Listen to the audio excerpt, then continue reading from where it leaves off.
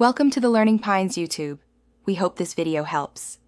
You start by verifying version and backing up your Rematch configuration. This prevents data loss if something fails.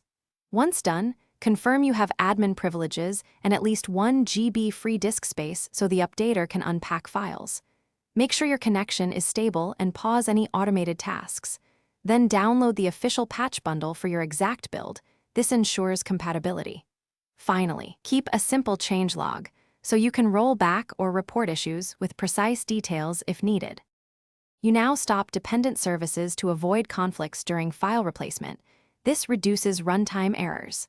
Next, run the updater tool included in the bundle and follow prompts. Choose Replace or Merge carefully because configuration merges can override custom settings.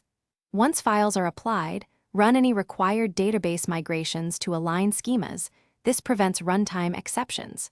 After migrations finish, verify checksums to confirm integrity and review the updater logs line by line, so you can catch and document any warnings. You finish by restarting services and running quick smoke tests that exercise core features so you confirm stability. Make sure to validate user flows and critical integrations. This tells you whether the update affected behavior. If something breaks, check the updater and application logs immediately, restore your backup if needed, and gather error details before escalating.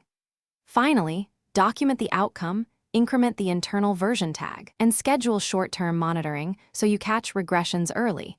This completes a safe, repeatable update cycle. Thanks for watching. Consider subscribing if we helped you.